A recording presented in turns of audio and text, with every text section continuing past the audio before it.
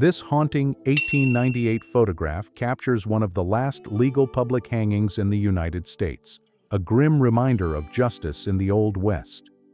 Executions like this were often public spectacles, drawing large crowds who gathered to witness frontier law enforcement. Though controversial, hangings were considered a necessary part of maintaining order in lawless territories.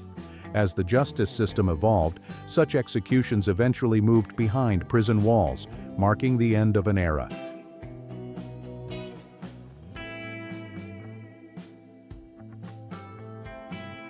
John C. H. Grable, born in Ohio and raised in Illinois, transitioned from miner to one of the most important photographers of the American frontier. Beginning his work in South Dakota, he expanded across Wyoming and Colorado, capturing iconic scenes of the Wild West during its final decades. Grable's photographs document everything from frontier towns and Native American life to railroads and military outposts. His eye for detail and authenticity helped preserve a rapidly changing landscape.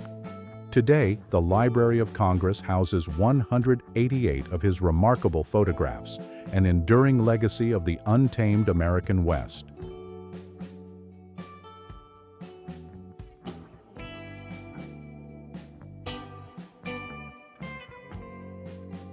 Death Valley, California, sitting at 282 feet below sea level, is one of the harshest environments in the United States.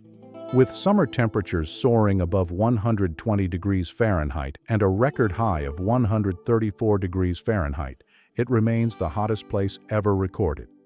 Despite its unforgiving climate, the valley once attracted miners in search of borax, a key ingredient in soaps and cleaning agents. The remoteness and desolation of Death Valley also made it a refuge for those seeking to disappear.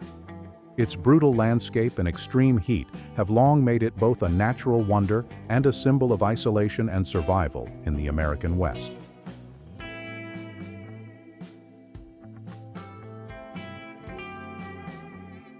Before the widespread use of tintypes, the ambrotype was the cutting-edge method of photography in the mid-19th century. Replacing the earlier daguerreotype, ambrotypes captured images directly onto glass plates, creating a single unique photograph that could not be reproduced without rephotographing the original. This delicate process was popular from the 1850s to early 1860s and offered a more affordable and faster alternative to daguerreotypes while still producing sharp and detailed portraits. Ambrotypes offer us a rare, fragile window into the faces and fashions of pre-Civil War America, each image a one-of-a-kind piece of history.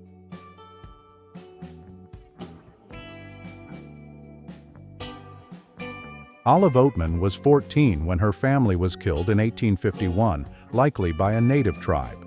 She and her sister were captured and later traded to the Mojave, who tattooed their chins in tribal fashion. Her sister died of starvation, but Olive survived and was eventually released, becoming a symbol of frontier captivity and resilience.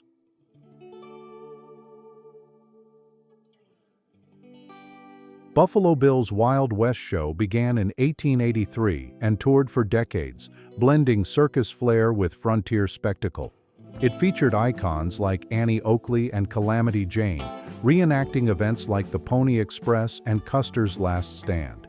In 1887, the show toured Great Britain for 5 months, even performing for Queen Victoria herself.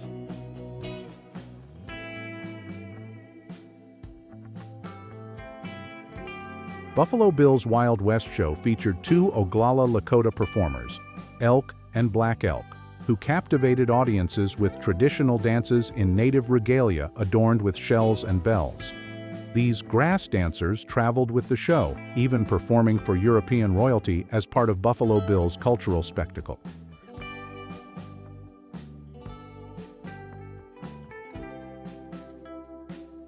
Wild Bill Hickok, born James Butler Hickok, was one of the most legendary gunmen of the Old West, though his reputation likely exceeded reality. While he was famed for lightning-fast draws and tales of killing over 100 men, historians estimate the real number was closer to 7. Much of his notoriety was fueled by his own storytelling flair.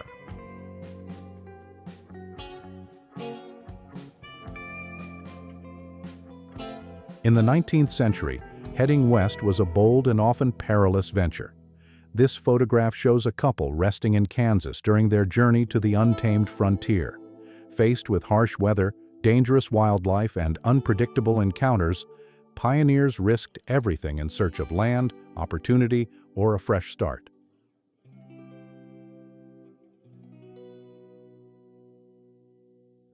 William T. Anderson, better known as Bloody Bill, was a Confederate guerrilla leader during the Civil War. Infamous for his brutality, he led Quantrill's raiders in ruthless attacks on Union forces.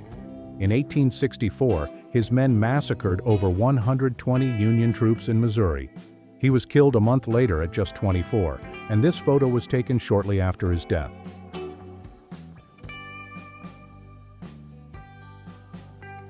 Christopher Kit Carson, born in 1809, was a legendary frontiersman, trapper, scout, and key figure in westward expansion. Known for his rugged skills and deep ties with native communities, he married twice into native tribes, and later a Mexican woman. Carson played a major role in opening paths through the West and helped shape California's development.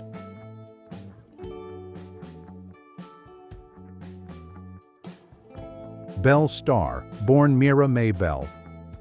Shirley Reed Starr in 1848 became a famed female outlaw of the Wild West. Though she rode side saddle like a proper lady, she carried 2 pistols and lived a life of crime, often accused of horse theft. She was mysteriously shot and killed in 1899, and her murder was never solved.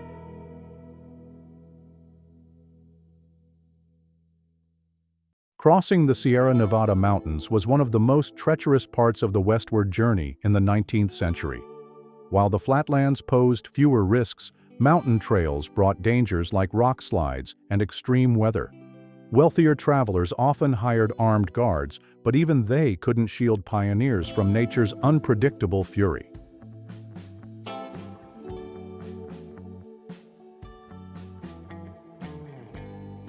Buffalo Bill's Wild West show featured skilled cowboys as its thrilling centerpiece.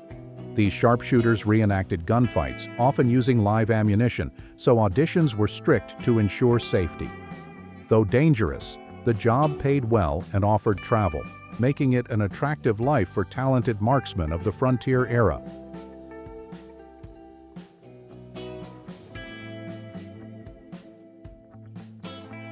The term Buffalo Soldier is often broadly applied to all black soldiers who served in the U.S. Army after 1866, but it originally referred to the 10th Cavalry Regiment, formed on September 21, 1866, at Fort Leavenworth, Kansas. Native Americans gave them the name due to their fierce fighting spirit and hair that resembled the curly coat of the buffalo, a symbol of strength and resilience on the frontier.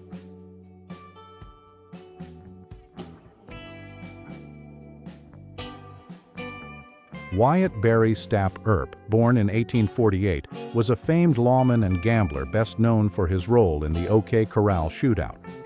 Beside him stands Bartholomew William Barclay Bat Masterson, a fellow lawman and gambler. The two shared a reputation for being tough enforcers of frontier justice.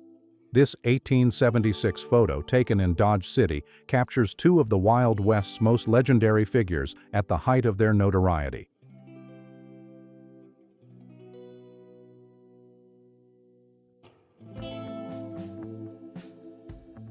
In the Wild West, owning a gun wasn't unusual, but pistols were more than just weapons. They were personal statements, status symbols, and fashion accessories.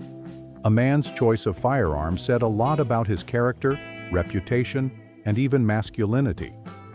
In tintype photos, cowboys proudly displayed their pistols front and center, because in a time when image mattered and survival was uncertain, the size and style of one's gun often spoke louder than words.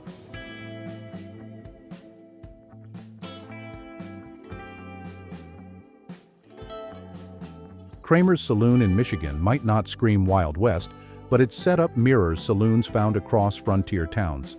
A long bar stretches along one wall, a standard layout where patrons gathered for drinks, conversation, and escape from daily hardships. Bars like this were more than places to drink. They were social hubs where news was exchanged, business discussed, and reputations made or ruined. Though not in cowboy country, this photo reflects the universal saloon culture of 19th century America, where the clink of glasses and murmur of voices defined a town's rhythm.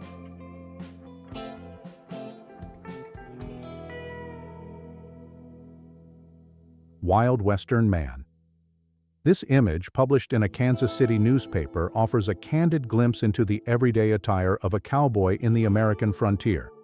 The large-brimmed hat, resembling a Mexican sombrero, wasn't just about style but served a practical purpose, shielding the wearer from the blistering sun, dust, and occasional rain. His shirt and trousers were likely made of durable fabric, built to withstand long hours on horseback and the physical demands of ranch work.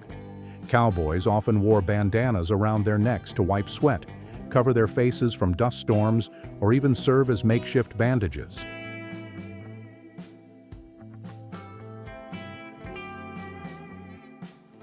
Chinese laborers. Long before debates about immigrant labor focused on Mexico, Chinese workers faced backlash in 19th century America. Hired for grueling tasks like building railroads, they earned around $1 a day, far less than the $2.50 paid to white workers. Employers favored them because they organized their own camps and asked for little support, sparking resentment. Their labor, however, was critical to westward expansion.